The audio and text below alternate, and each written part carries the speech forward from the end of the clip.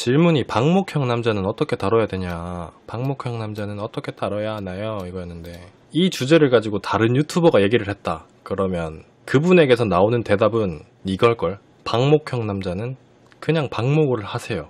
신경 쓰지 말고 나도 방목형 인간이 되면 돼요 라고 얘기를 할 거예요. 그냥 제 생각입니다. 그냥 일반적인 연애 관련된 영상들을 보면서 느꼈던 거. 근데 저는 이 질문에 확실하게 말씀드리는 거는 방목형 남자는 안 만납니다. 만나지 마세요. 방목형에 대해서 걱정하는 게 그거잖아요. 그러니까 나와 함께 시간을 보내는 것들이 아니라 나와 만나는 시간 이외의 것들에 시간 투자를 많이 한다. 그게 어떻게 보면 방목형이잖아. 이리 갔다가 저리 갔다가 친구들도 만났다가 술자리도 갔다가 약간 이런 거. 막 옥죄고 구속하고 집착하고 이런 거 정말 싫어하고 그냥 자기 하고 싶은 대로 냅두는 거 좋아하는 남자. 그게 방목형 남자잖아요.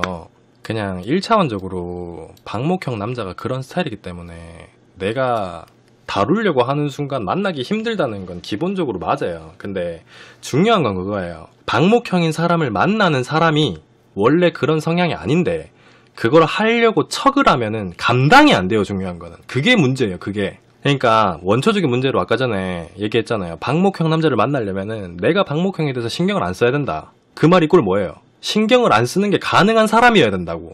그게 되는 사람도 있고 안 되는 사람도 있잖아. 그게 되는 사람이면 냅두면 돼요. 그러면 문제는 크게 없어요. 왜냐면은 지 스스로 서로 할 거 하면서 살기 때문에. 근데 문제는 뭐냐면은 나는 그런 스타일이 아니야. 어디서 뭘 하는지 알아야 되고 집에 들어가면 들어간다, 나가면 나간다, 뭐 한다 이런 거를 난 받아야 돼. 대부분 그렇잖아. 근데 그런 사람이 보편적인데 방목형을 다루려고 하면은 그래 네 하고 싶은 대로 해 라고 해놓고 나는 참아야 된다고.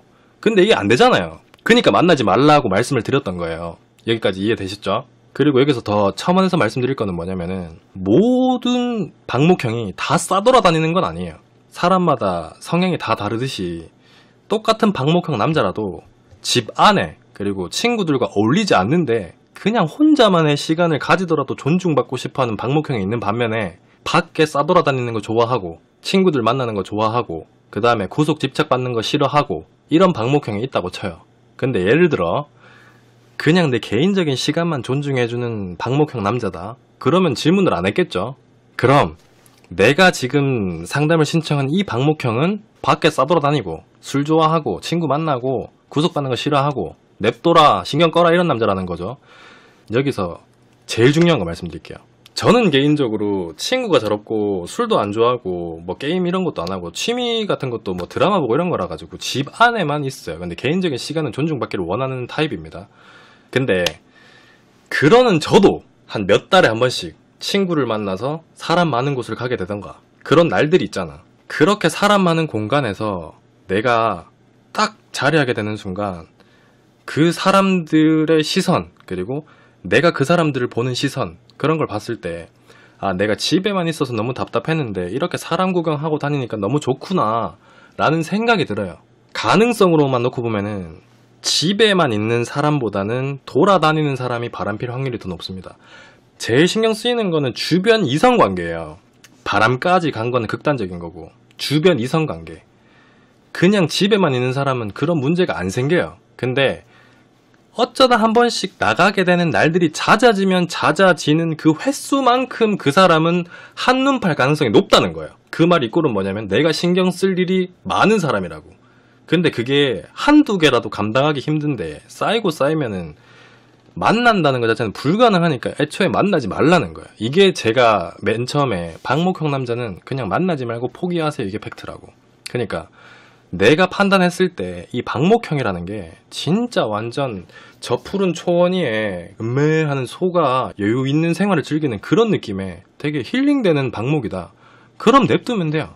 근데 내가 계속 똥 치워줘야 되고 뭐 오줌 싸면 닦아줘야 되고 뭐 밥 챙겨줘야 되고 약간 손이 많이 가는 방목형이다. 그러면 만나지 말라는 거예요. 만나면 내만 힘들어져. 나만 힘들어지니까 만나지 말라고요. 근데 지금 당장에 방목형 남자를 만나고 계시면은 뭐 안 되겠지. 뭐 헤어질 수도 없는 거고 그럼 계속 만나셔야지. 그게 또 경험이 될 수도 있는 거니까.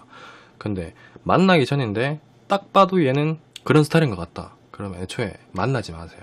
이런 남자 두 번 다시 없을 것 같은데요. 이런 생각 들어도 만나지 마세요. 그 사람을 만나는 게 더 힘들 거예요.